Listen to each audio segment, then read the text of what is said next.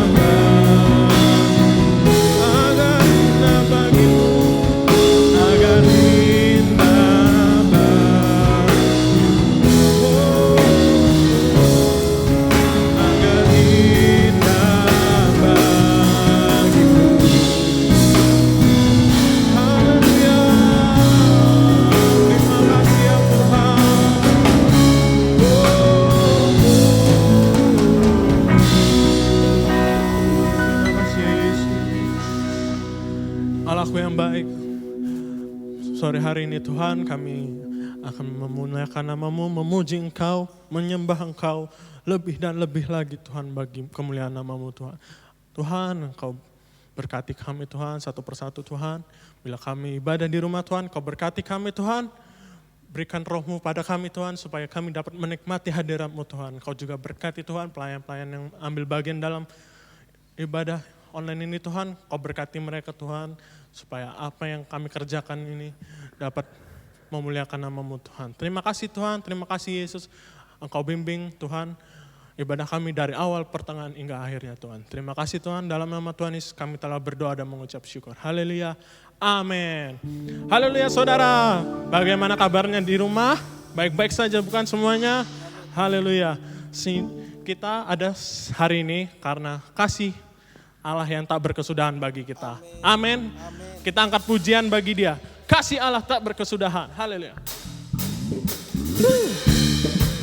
Haleluya. Oh. Hey, hey.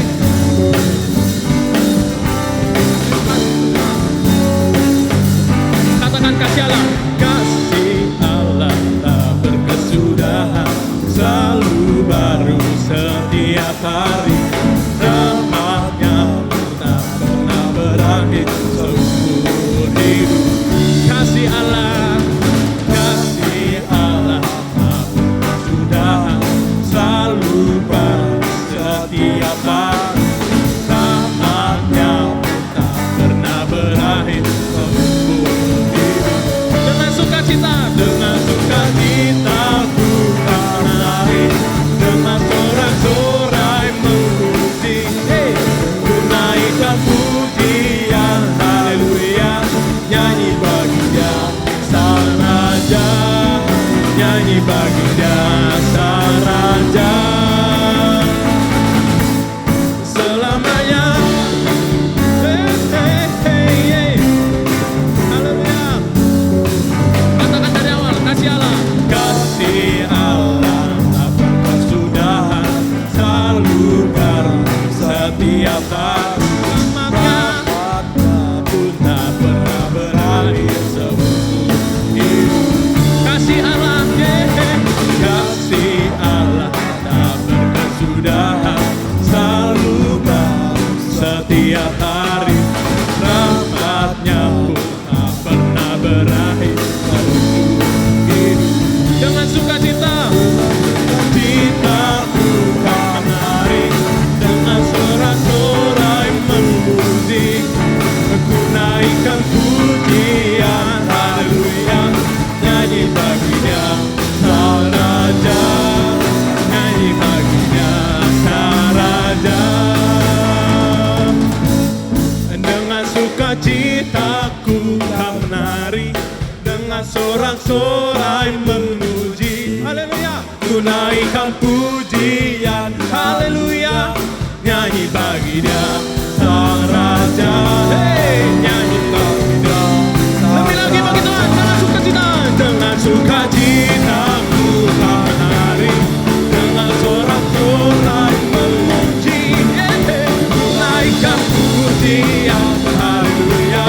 Nyanyi bagi Dia sang raja, nyanyi bagi Dia sang raja. Selamanya, terima kasih Tuhan. Haleluya.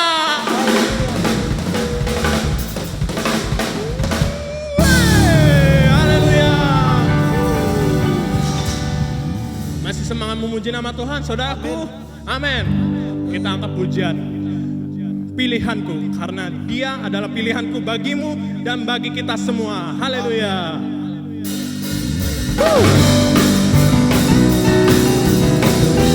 Hey, hey. Haleluya.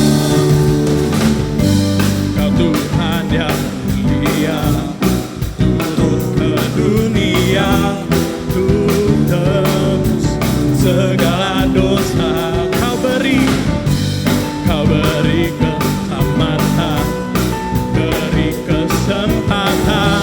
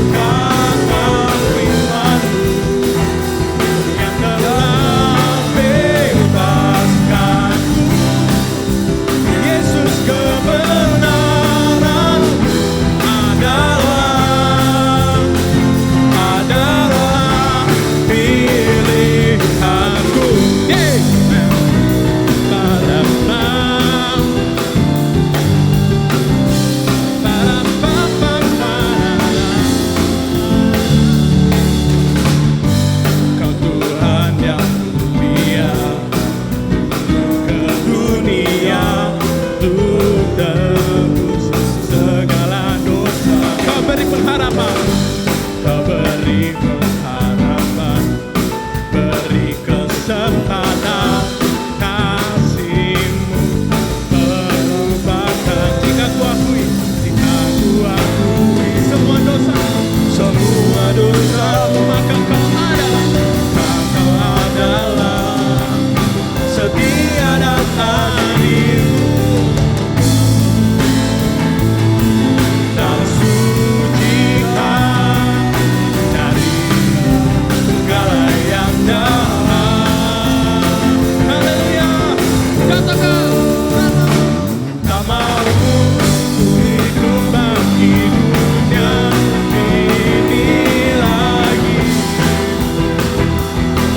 Tak ingin kompromi, tak ingin lakukan hal yang dapat lukakan hatimu. Tak mau ku hidup di luar tutur kata firman-Mu yang telah bebaskanku. Yesus, kebenaran adalah pilih.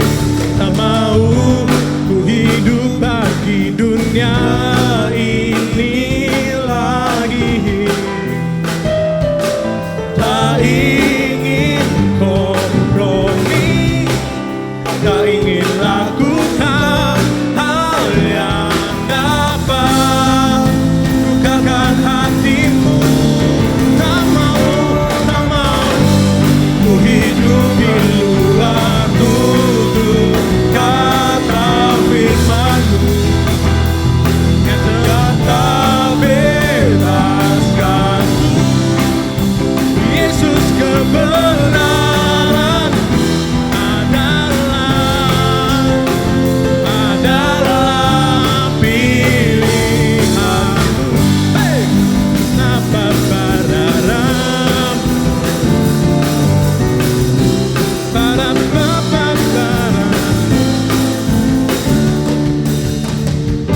Haleluya. Sebentar lagi kita akan diisi oleh kebenaran firman Tuhan. Mari kita lebih siapkan lagi hati kita untuk ditaburi oleh benih-benih firman Tuhan. Haleluya. Kita akan angkat pujian mengenal.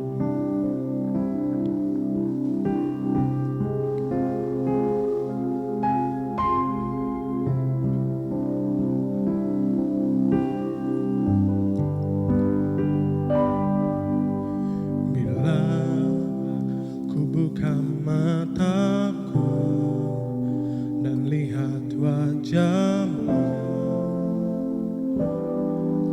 ku tersanjung. Bila ku lihat hidupku dan karya tangan-Mu, ku terkagum karena semua yang baik dalam hidupku, itulah karya-Mu. Kau beri kesempatan yang baru, dan ku ingin mengenal-Mu, Tuhan, lebih dalam dari semua yang ku kenal. Tiada kasih yang melebihi-Mu. Ku ada untuk menjadi penyembah-Mu. Haleluya. Bila ku buka mataku dan lihat wajah-Mu, oh, ku tersanjung. Bila ku lihat hidup hidupku dan karya tanganmu. Ku terkagum karena semua yang baik dalam hidupku itulah karyamu. Kau beri kesempatan yang baru dan ku ingin mengenalmu Tuhan lebih dalam dari semua yang ku kenal. Oh, tiada kasih yang melebihimu. Ku ada untuk menjadi penyembahmu dan ku ingin mengenalmu, dan ku ingin mengenalmu Tuhan lebih dalam dari semua yang ku kenal. Oh, tiada kasih yang melebihimu. Ku ada untuk menjadi penyembahmu. Katakan dengan lembut, dan ku ingin mengenalmu, dan ku ingin mengenalmu Tuhan lebih dalam dari semua yang ku kenal. Tiada kasih yang melebihimu. Ku ada untuk menjadi penyembahmu. Ku ada untuk menjadi, ku ada untuk menjadi, ku ada untuk menjadi, ku ada untuk menjadi penyembahmu. Haleluya. Mari kita sama-sama berdoa. Tuhan Allah Bapa kami yang ada di surga, terima kasih Tuhan, Kau telah membimbing ibadah kami Tuhan. Kau telah memberikan kami roh-Mu yang menyala-nyala bagi kami Tuhan. Tuhan, sebentar kami akan mendengarkan sebagian dari firman-Mu Tuhan. Kau berkati Tuhan yang akan menyampaikan firman-Mu Tuhan. Kau berkati dia Tuhan, apapun yang dia lakukan hanya untuk kemuliaan bagi-Mu saja Tuhan. Kau berkati juga Tuhan setiap firman yang akan disampaikan Tuhan. Biarlah firman-Mu dapat bertumbuh dan berkembang bagi kami Tuhan, dan menjadi pedoman kami untuk di kehidupan kami Tuhan. Terima kasih Tuhan, terima kasih Yesus. Kami akan mendengarkan firman-Mu Tuhan pada sore hari ini. Haleluya, amin.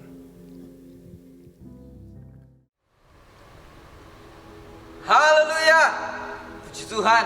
Anak-anak muda yang dikasih oleh Tuhan, kita bersyukur kepada Tuhan. Kita masih bisa bertemu di ibadah pemuda hari ini, ya, dalam keadaan yang baik, dalam keadaan yang diberkati oleh Tuhan. Saya percaya kita semua menikmati lawatan Tuhan, amin. Kita menikmati berkat-berkat kemurahan Tuhan dalam kehidupan kita. Oke, pada saat ini saya mau berterima kasih dan bersyukur kepada Tuhan melalui Bapak Ibu Gembala mempercayakan pelayanan hari ini untuk saya boleh menyampaikan firman Tuhan. Ini menjadi sesuatu yang istimewa buat saya, sesuatu yang spesial, karena ini akan menjadi pelayanan saya yang terakhir di pemuda, karena saya akan pergi dari kota Metro kembali ke Salatiga untuk menyelesaikan perkuliahan.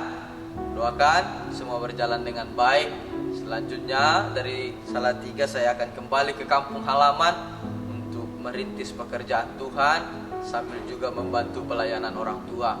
Mari kita sama-sama mendoakannya, anak-anak muda, teman-teman yang di Metro ataupun yang menyaksikan tayangan ini dimanapun, ya, mendoakan saya secara pribadi, dan saya juga akan mendoakan semua anak-anak muda GPD Metro yang ada supaya kalian semua juga mempunyai masa depan yang indah, masa depan yang penuh harapan seperti yang dijanjikan Tuhan bagi kita, orang-orang yang mengasihi Dia. Baik, mari kita langsung buka Alkitab kita.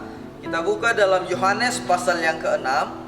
Kita baca mulai dari ayat yang pertama sampai ayat yang ke-14. Yohanes pasal yang ke-6, ayat yang pertama sampai ayat yang ke-14. Lembaga Alkitab Indonesia memberi judul perikop di sana, Yesus memberi makan 5.000 orang. Ya. Tetapi malam hari ini ada beberapa bagian dari peristiwa ini yang saya mau angkat dan saya mau kasih tema firman Tuhan saat hari ini adalah Tuhan tahu yang Dia perbuat. Ya, tema firman Tuhan hari ini adalah Tuhan tahu yang Dia perbuat. Nah, anak-anak muda yang dikasih oleh Tuhan, mari kita baca Alkitab kita. Ya, saya akan baca firman Tuhan ini. Teman-teman perhatikan Alkitabnya, atau juga mungkin perhatikan pembacaan firman Tuhan saat sore hari ini. Yesus memberi makan 5.000 orang. Sesudah itu Yesus berangkat ke seberang danau Galilea, yaitu danau Tiberias. Orang banyak berbondong-bondong mengikuti Dia karena mereka melihat mujizat-mujizat penyembuhan yang diadakannya terhadap orang-orang sakit. Dan Yesus naik ke atas gunung dan duduk di situ dengan murid-muridnya. Dan Paskah, hari raya orang Yahudi, sudah dekat. Ketika Yesus memandang sekelilingnya dan melihat bahwa orang banyak berbondong-bondong datang kepadanya, berkatalah Ia kepada Filipus, "Di manakah kita akan membeli roti supaya mereka ini dapat makan?" Hal itu dikatakannya untuk mencobai Dia, sebab Ia sendiri tahu apa yang hendak dilakukannya. Jawab Filipus kepadanya, "Roti seharga 200 dinar tidak cukup untuk mereka ini, sekalipun masing-masing mendapat sepotong kecil saja." Seorang dari murid-muridnya, yaitu Andreas, saudara Simon Petrus, berkata kepadanya, "Di sini ada seorang anak yang mempunyai 5 roti jelai dan 2 ikan. Tetapi apakah artinya itu untuk orang sebanyak ini?" Kata Yesus, "Suruhlah orang-orang itu duduk. Adapun di tempat itu banyak rumput, maka duduklah orang-orang itu, kira-kira 5.000 laki-laki banyaknya." Lalu Yesus mengambil roti itu, mengucap syukur dan membagi-bagikannya kepada mereka yang duduk di situ. Demikian juga dibuatnya dengan ikan-ikan itu sebanyak yang mereka kehendaki. Dan setelah mereka kenyang, Ia berkata kepada murid-muridnya, "Kumpulkanlah potongan-potongan yang lebih, supaya tidak ada yang terbuang." Maka mereka pun mengumpulkannya dan mengisi 12 bakul penuh dengan potongan-potongan dari kelima roti jelai yang lebih setelah orang makan. Ketika orang-orang itu melihat mujizat yang telah diadakannya, mereka berkata, "Dia ini adalah benar-benar nabi yang akan datang ke dalam dunia." Sampai situ saja. Ya. Nah, saudara-saudara yang dikasihi oleh Tuhan, anak-anak muda yang dikasihi oleh Tuhan, seperti yang tadi saya sudah sampaikan di awal, tema firman Tuhan hari ini adalah Tuhan tahu yang Dia perbuat. Ada tadi yang kita baca, ya, bagaimana dijelaskan di sana bahwa Yesus bertanya kepada Filipus tentang bagaimana dia harus memberi makan orang banyak yang mengikut Yesus pada waktu itu. Ya, kalau saya mau ceritakan ulang peristiwa ini, teman-teman yang dikasihi oleh Tuhan, Alkitab mencatat ketika itu Yesus sedang berada di Danau Galilea, di Danau Tiberias, ya. Di sana dia kemudian diikuti oleh begitu banyak orang, ya. Mereka yang menyaksikan perbuatan-perbuatan mujizat yang dilakukan oleh Yesus menjadi orang-orang yang penuh dengan rasa penasaran tentang apa lagi yang bisa diperbuat oleh Yesus. Sehingga semakin banyak mujizat yang dikerjakan oleh Yesus, Alkitab mencatat semakin banyak orang yang datang untuk mengikuti Dia. Semakin banyak orang yang penasaran tentang apa lagi yang bisa dilakukan oleh Yesus. Nah, kemudian jumlah mereka semakin bertambah-tambah. Kalau kita memperhatikan Alkitab, dikatakan di sana bahwa ada sekitar 5.000 orang laki-laki yang mengikuti Yesus. maka di sana tidak terhitung perempuan dan anak-anak. Jika kita memainkan sebuah asumsi, ketika yang ikut itu laki-laki yang sudah berkeluarga, maka bisa jadi istrinya ada di sana, anaknya juga ada di sana. Jadi kalau kita kalikan 5.000 dikali 3, maka kita dapat menjumpai ada 15.000 orang di sana yang mengikuti Yesus, yang penasaran dengan apa yang bisa Yesus berbuat. Ya, ini menjadi satu masalah kemudian, karena ternyata Yesus yang oleh belas kasihannya, Alkitab mencatat dia mau memberi makan 15.000 orang yang mengikuti dia. Nah, oleh sebab itu kemudian perhatikan apa yang dikatakan Alkitab, ya, ayat yang kelima. Ketika Yesus memandang sekelilingnya dan melihat bahwa orang banyak berbondong-bondong datang kepadanya, berkatalah ia kepada Filipus, "Di manakah kita akan membeli roti supaya mereka ini dapat makan?" Oleh belas kasihannya, Yesus yang melihat begitu banyak orang, karena kita tahu, ya, mereka mengikuti Yesus dari satu tempat ke tempat yang lain, berpindah-pindah karena Yesus tidak pernah menetap lama di satu daerah.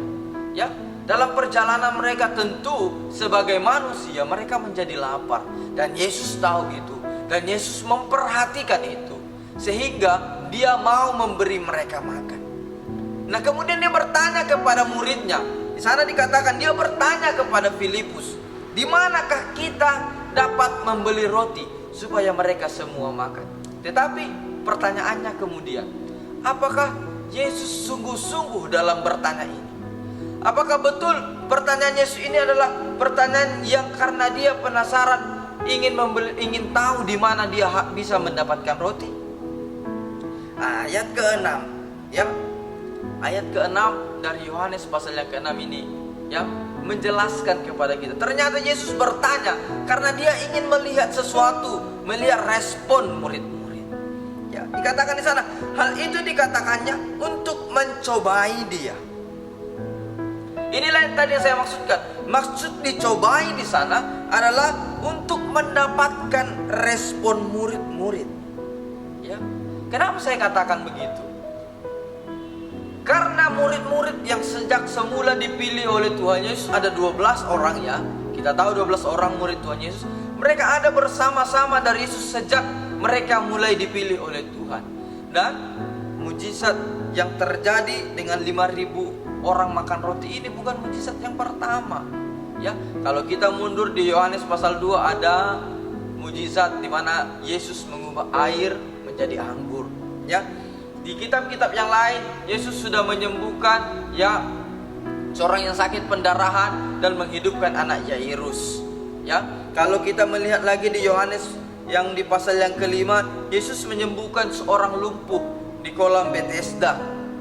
Artinya ketika murid-murid mengiringi Yesus dari satu tempat ke tempat yang lain, sebenarnya mereka sudah menyaksikan mujizat-mujizat yang dikerjakan oleh Tuhan.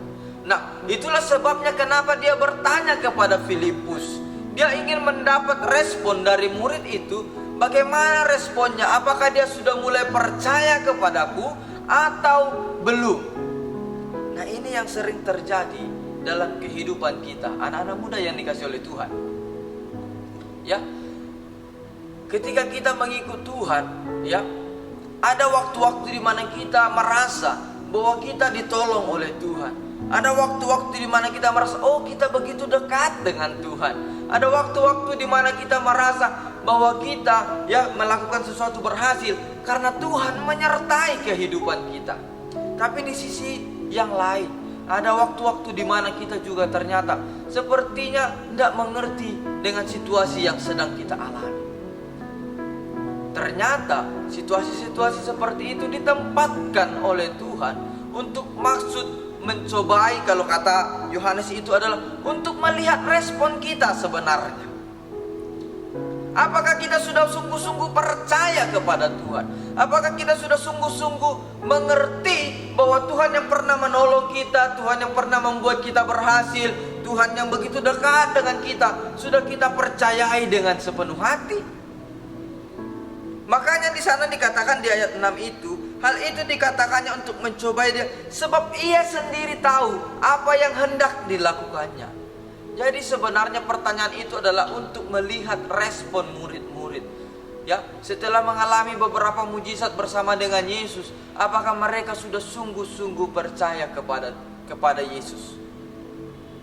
Nah, kalau ini saya tanya kembali kepada anak-anak muda yang menyaksikan video ini, menyaksikan tayangan ini hari ini.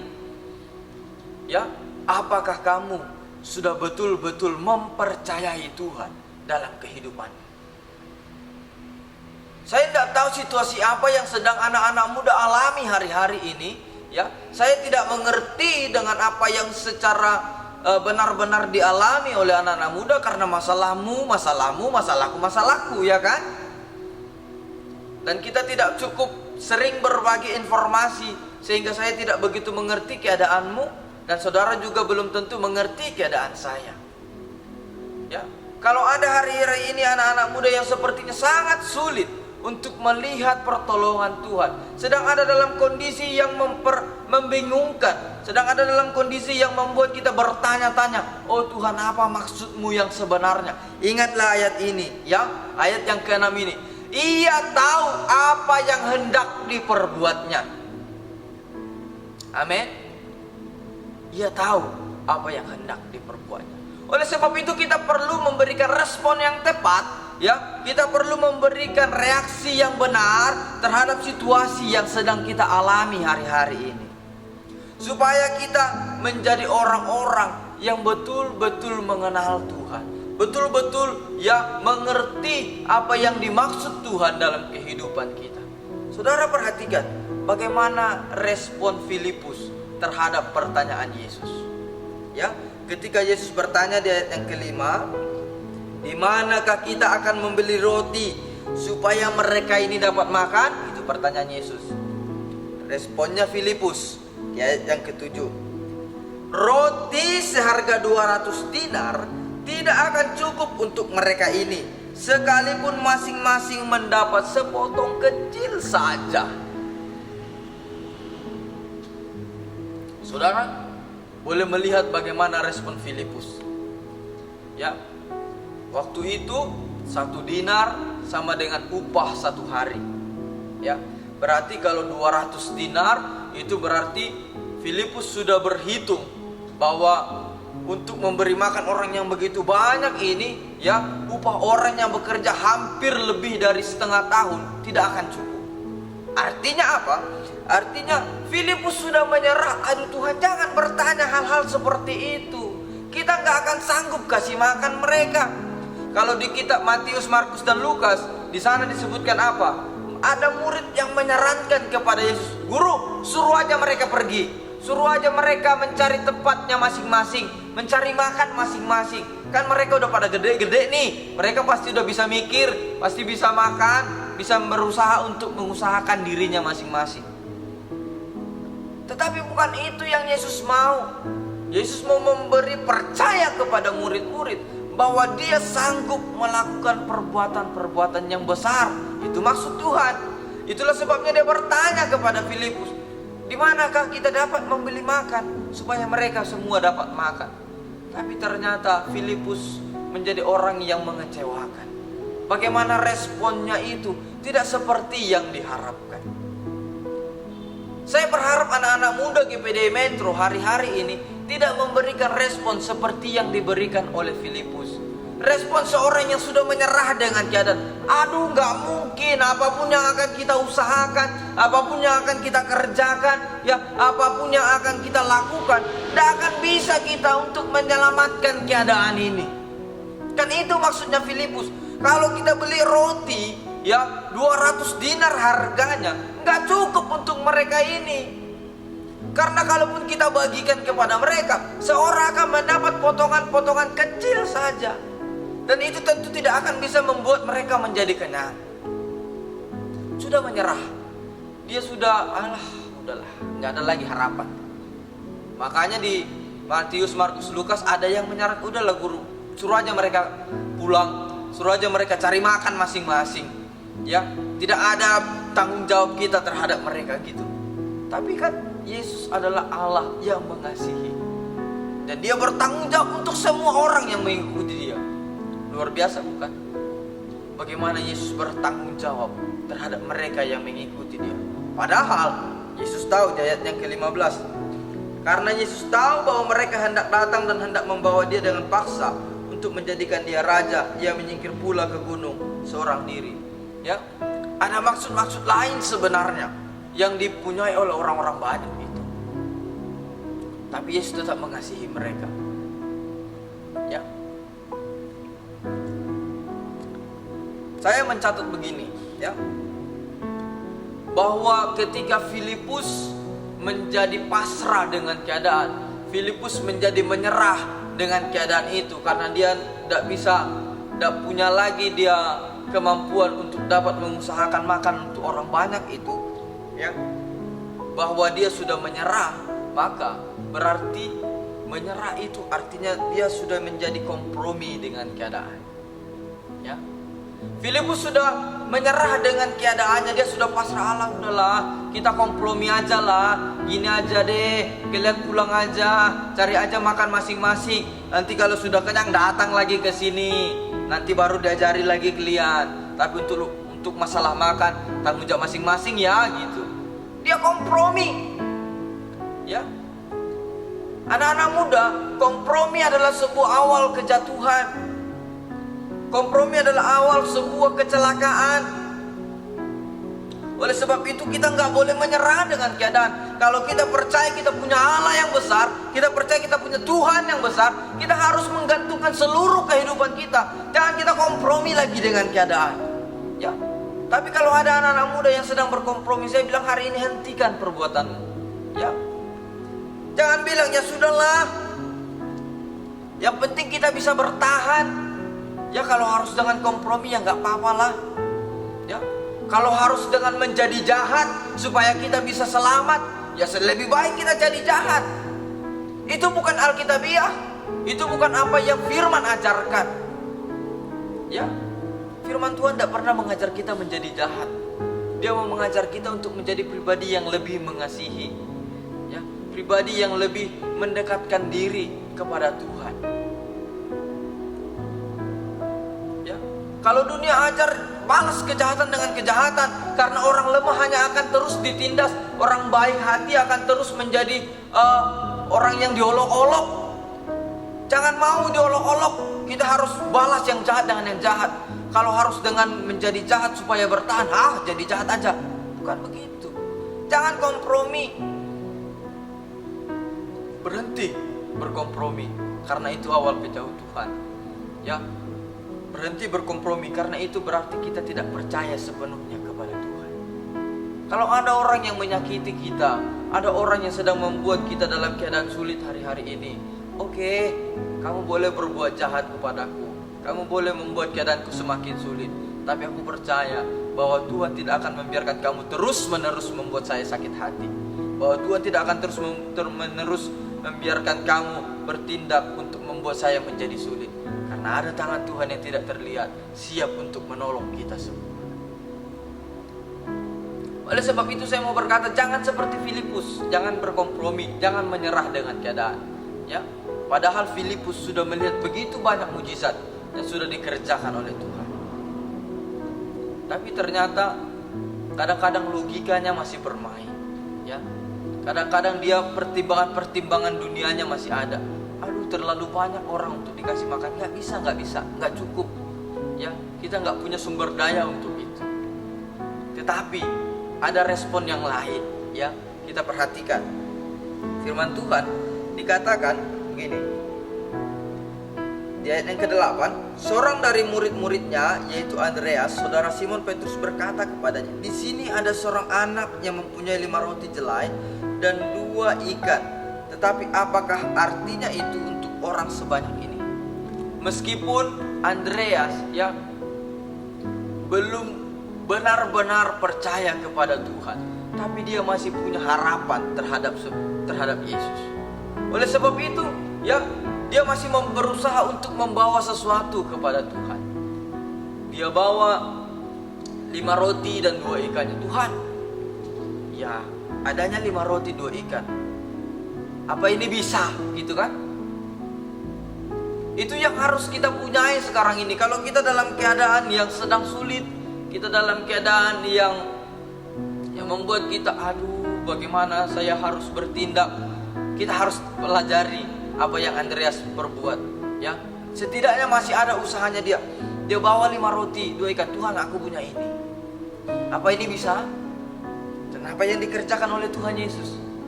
Alkitab mencatat di ayat yang ke-11, lalu Yesus mengambil roti itu, mengucap syukur dan membagi-bagikannya kepada mereka yang duduk di situ. Demikian juga dibuatnya dengan ikan-ikan itu sebanyak yang mereka kehendaki. Dengan hal kecil yang dipunyai Andreas, modalnya kecil, tapi waktu dia bawa kepada Tuhan, dia serahkan kepada Yesus, bisa memberi makan begitu banyak orang. Alkitab catat 5.000 orang laki-lakinya. Tadi kita sudah asumsikan kalau dia berkeluarga, berarti ada minimal 15.000 orang di sana. Dan semuanya makan sampai kenyang. Ini adalah respon yang tepat yang harus diberikan oleh anak-anak muda sekarang ini terhadap peristiwa-peristiwa yang sedang dialami. Mungkin kamu begitu sulit keadaannya, mungkin kamu sedang bingung menghadapi, oh bagaimana masa depanku. Tetapi hanya kemampuan kecil yang aku punyai. Di zaman yang begitu cepat ini, di zaman yang begitu hebat ini, ada teman-teman saya anak-anak muda sudah punya usaha yang luar biasa, omsetnya sudah jutaan. Saya masih berusaha untuk bisa bertahan saja dari hari ke hari. Bagaimana saya harus menghadapi situasi ini? Modal saya kecil, ya, kemampuan saya biasa-biasa saja. Kalau kemampuanmu biasa-biasa aja tapi kamu bawa kepada Tuhan, percayalah, seperti 5 roti 2 ikan, semuanya dicukupkan oleh Tuhan. Amin. Bisa Tuhan buat itu menjadi sangat baik, sangat memberkati, sangat menghasilkan buat kamu. Ya, jangan seperti Filipus dong. Kita harus seperti Andreas. Ya, kita mau perbandingkan ya. Kita buka 2 Raja-Raja pasal yang keempat ayat yang kedua. 2 Raja-Raja pasal yang keempat ayat yang kedua.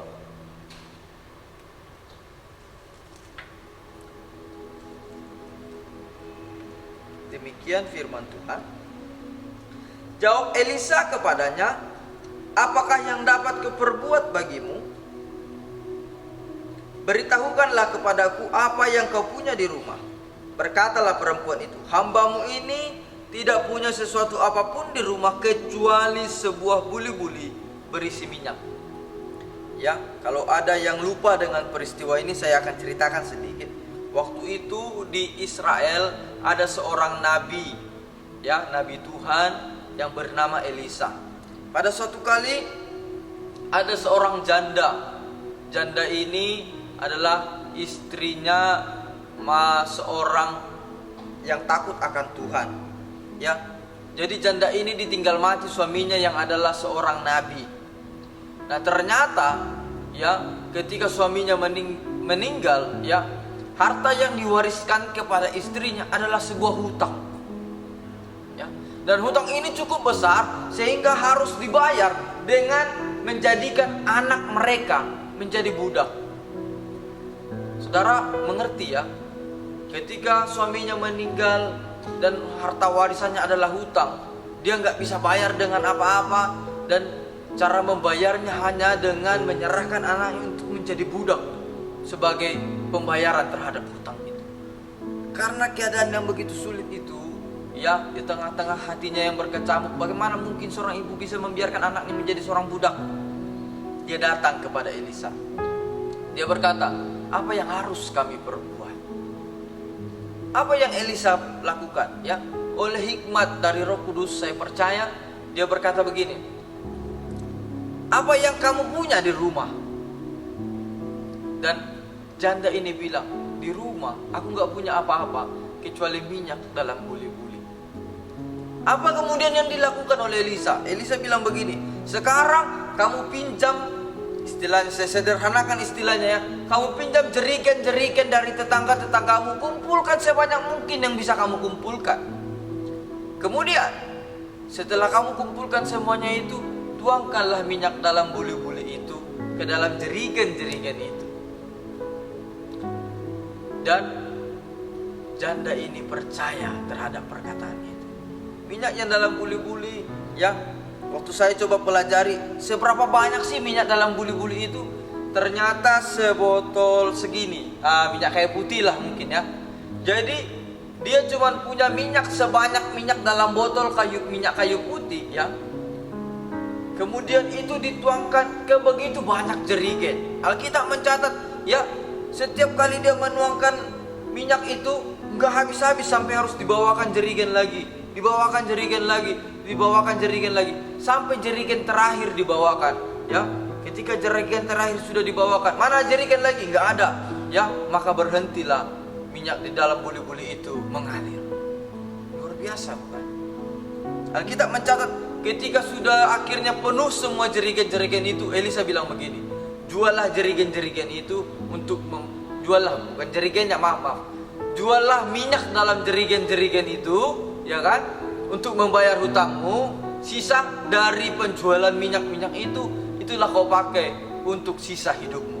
Luar biasa Tuhan memelihara kehidupan seorang janda.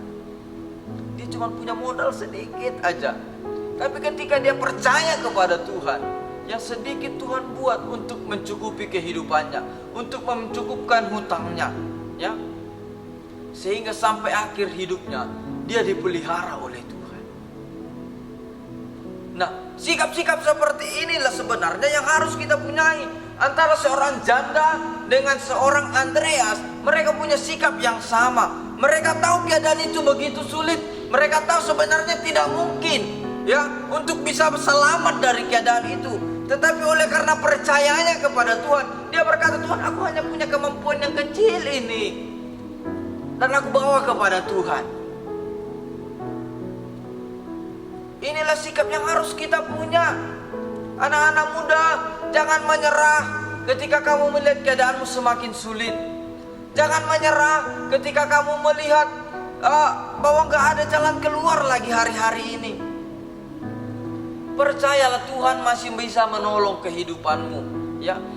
Tuhan, aku cuma punya kemampuan yang kecil. Tuhan, aku hanya punya modal yang kecil. Tuhan, aku gak bisa melakukan banyak, hanya bisa melakukan satu hal ini. Tapi aku percaya dengan hal yang sederhana ini, dengan hal yang kecil ini, dengan kemampuan yang sedikit ini, kalau Tuhan menolong kehidupanku, maka ini bisa menjadi berharga. Amin. Amin. Anak-anak muda yang dikasih oleh Tuhan ya, mari terus berharap kepada Tuhan. Mari terus percaya kepada Dia. Oleh sebab itu ketika kita ada dalam situasi sulit, sebenarnya Tuhan mau bertindak untuk menolong kita. Amin. Dia sedang dalam keadaan untuk melihat bagaimana sih respon kita. Apakah ketika kita diperhadapkan dalam keadaan sulit, kita menjadi lemah, kita menjadi menyerah, kita menjadi kompromi seperti Filipus. Udahlah Tuhan, gak cukup harga roti 200 dinar untuk mereka, suruhlah pulang. Atau kita seperti Andreas, Tuhan, hanya ada ini 5 roti dan 2 ikan, dan Tuhan bisa mengerjakannya untuk memberi makan 5.000 orang sampai kenyang. Ya kan? Kalau kita membayangkan peristiwa itu, 5 roti Tuhan ambil, Tuhan pecahkan, dibagikan. Nih, bagikan sama sana, bagikan, pecahkan lagi, dipecahkan, gak habis-habis, dipecahkan, sampai semua makan. Setelah semua makan kenyang, sudah cukup? Oh sudah, barulah berhenti Tuhan membagikannya. Ikannya juga gitu, dibagikan, bagikan lagi, sana, bagikan. Sudah cukup? Sudah, baru berhenti Tuhan membagikannya. Artinya Tuhan akan terus memberikan selama kita memerlukannya. Dan tidak hanya untuk cukup, Tuhan bilang ada sisanya. 12 keranjang. Kalau kita mau berandai-andai, berarti cukup untuk mengupah 12 murid yang sudah bekerja untuk 5.000 orang, ya kan? Pas. Jadi dari 5 roti 2 ikan 5.000 orang sudah makan. sisa 12 keranjang, Tuhan bilang, masing-masing murid ambil 1 keranjang. Ya kan? Untuk modalnya masing-masing. Itu yang kita harus percayai hari-hari ini. Ya, ketika Tuhan menempatkan kita dalam suatu keadaan yang sulit dan Tuhan bertanya, bagaimana? Apakah kamu bisa melewati ini? Sebenarnya Tuhan sedang ada dalam keadaan untuk melihat respon kita. Ketika kita ditempatkan dalam keadaan yang sulit, kita harus percaya, Tuhan, aku percaya, walaupun sedikit tapi pasti dicukupkan oleh Tuhan. Tuhan, aku percaya, walaupun dunia jahat kepadaku, tapi aku punya hati yang mengasihi Tuhan, dan itu cukup untuk menyelamatkan aku dalam keadaan yang begitu berat ini. Tuhan, kemampuanku hanya bisa berjualan kecil-kecil gitu kan. Tapi ternyata Tuhan buat yang kecil-kecil berjualan ini menjadi menghasilkan begitu banyak hasil-hasil yang baik. Nah, anak-anak muda yang dikasih oleh Tuhan, hari ini saya nggak mau banyak-banyak berteori. Saya nggak mau banyak-banyak lagi bercerita. Saya nggak mau lagi banyak-banyak menyampaikan hal-hal yang mungkin akan malah membuat kita menjadi bingung. Ya, saya mau sampaikan satu hal kepada kita, bahwa ketika Tuhan membiarkan kita dalam keadaan sulit, ya, sebenarnya Dia sedang menunggu respon kita. Oleh sebab itu mari kita memberikan respon yang tepat. Ya, dalam Ayub dikatakan begini, jika ia menguji aku akan timbul seperti emas. Amin. Ya, dalam Yeremia 29 ayat 11 dikatakan, aku tahu rancangan apa yang ada padaku. Rancanganku bukan rancanganmu. Ya, rancanganku adalah mendatangkan damai sejahtera, bukan rancangan kecelakaan. Oleh sebab itu, percayalah Tuhan senantiasa, percayalah Tuhan segenap hatimu, percayalah Tuhan sepenuh waktu dalam kehidupan kita ini. Ya, dalam keadaan baik kita harus bersyukur kepada Tuhan tentunya, dalam keadaan lebih ya baik, lebih bersyukur. Tapi ketika kita dalam keadaan yang sulit, jangan berhenti percaya kepada Tuhan. Jangan kemudian kita menjadi kompromi dengan dunia. Mari berikan respon yang tepat, karena Tuhan tahu apa yang hendak dilakukannya. Tuhan tahu bagaimana harus menyelamatkan kita. Tuhan tahu bagaimana harus menolong kita. Oleh sebab itu jangan kecewakan Dia dengan menjadi tidak percaya lagi kepada Tuhan. Jangan kecewakan Tuhan dengan menjadi orang-orang yang meninggalkan Tuhan. Jangan kecewakan Tuhan dengan menjadi orang-orang yang sudah menyerah dengan keadaan dan berkompromi. Sudahlah Tuhan, sepertinya tidak ada pertolongan dari Tuhan. Oleh sebab itu aku mau cari pertolongan di tempat lain. Saudaraku, ini menyakiti hati Tuhan. Ini membuat Tuhan menjadi kecewa. Ya, maksudnya Tuhan mau menolong kita, akhirnya kita menjadi tidak mendapatkan apa-apa. Oleh sebab itu, mari terus percaya kepada Tuhan. Mari kita terus membawa hidup kita kepada Tuhan. Serahkan sepenuhnya kepada Tuhan. Dan biarkan Tuhan menolong kita dengan caranya yang ajaib. Amin. Tuhan punya cara yang ajaib. Ya, Tuhan punya cara yang ajaib untuk menolong saya. Tuhan punya cara yang ajaib untuk menolong teman-teman semua. Caranya Tuhan bukan cuma satu. Ya, kalau ada 10.000 orang yang sedang menyaksikan tayangan ini dengan 10.000 masalah yang berbeda-beda, Tuhan bisa menyelesaikannya pun dengan 10.000 cara juga. Oleh sebab itu anak-anak muda yang dikasih oleh Tuhan, mari kita bawa seluruh kehidupan kita kepada Tuhan.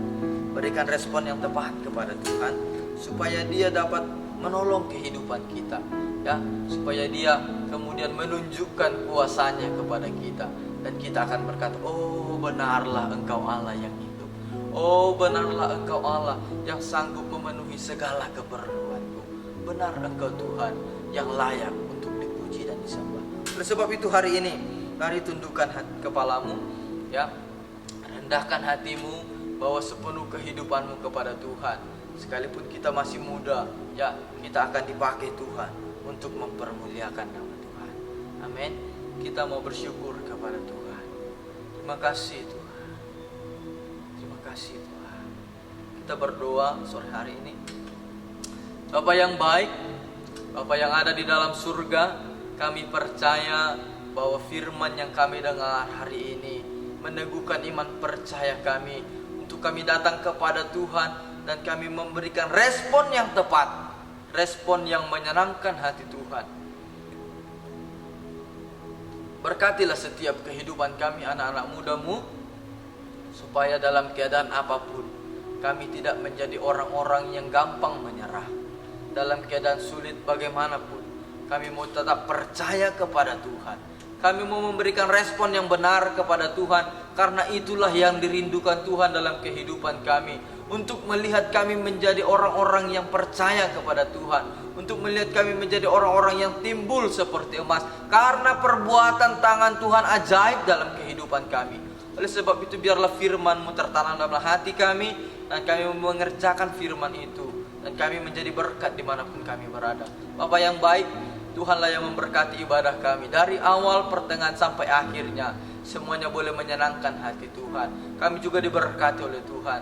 Kami dipimpin oleh Tuhan dalam sepanjang kehidupan kami. Terpujilah Engkau Bapa yang baik. Berdoa buat seluruh kegiatan kami, seluruh program-program kami. Berdoa juga buat Indonesia. Tuhan menolong. Ada lawatan Tuhan di tengah-tengah bangsa ini. Situasi yang sedang tidak menentu ini kapan akan berakhir. Kami percaya pertolongan Tuhan senantiasa atas kehidupan kami. Anak-anak GPDI Metro dibedakan oleh Tuhan. Pemuda-pemuda GPDI Metro dibedakan oleh Tuhan. Semuanya ada dalam proteksi dan perlindungan Tuhan. Dan kami bersama-sama mempermuliakan Tuhan dan menjadi kesaksian dimanapun kami berada. Terpujilah Engkau Bapa yang baik. Terpujilah Engkau Tuhan.